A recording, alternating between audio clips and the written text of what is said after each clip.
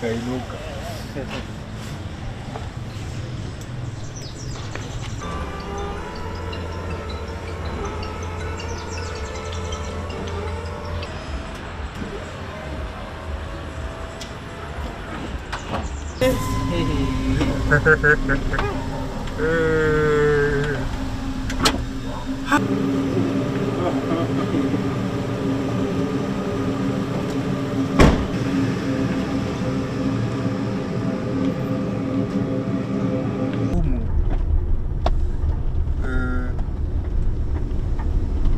Before ACE, there was a lot of challenge because number one, you have to depend on others to take you to the terminal.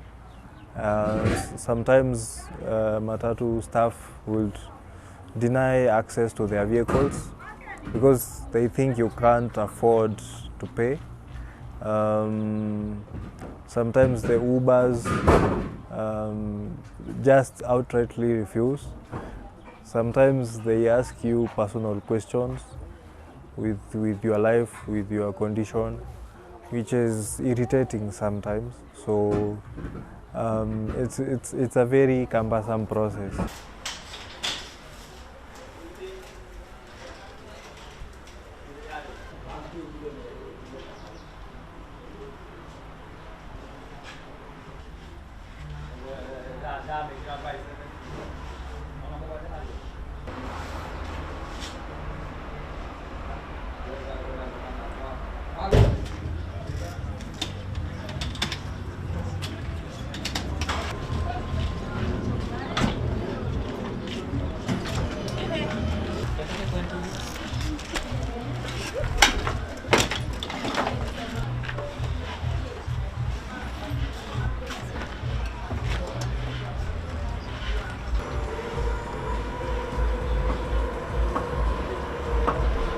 While using public transports, they are not adapted for needs of persons with disabilities and especially wheelchair users. So what happens, because it's regular seats and your wheelchair cannot fit inside, they even have stairs.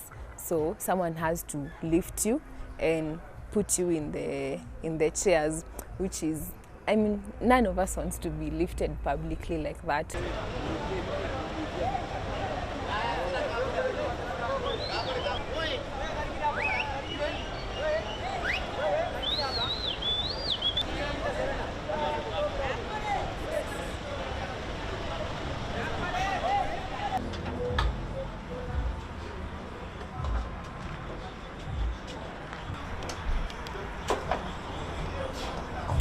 We are actually changing the narrative around disability and around reduced mobility.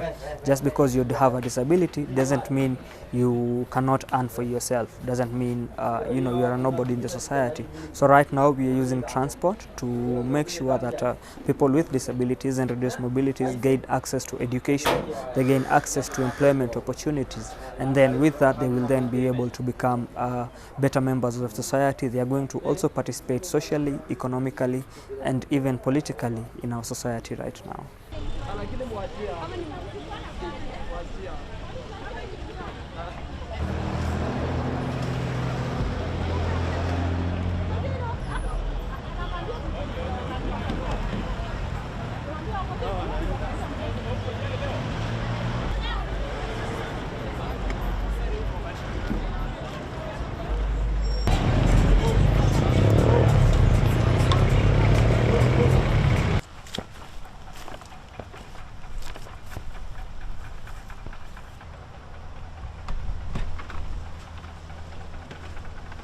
Nikienda kwa stage, alafu nionekane sometimes hata gari haiwezi nichukua. Ikiniangalia tu na mimi niko na crutch, and like somebody who is just okay, mwenye hana crutch, huyo mtu atachukuliwa na mimi niachwe. Sasa you will just stay long ukingojea gari, then haitakuchukua. Na hiyo gari yenye itakuchukua baadaye, at times ukipanda au hakuna comfortability.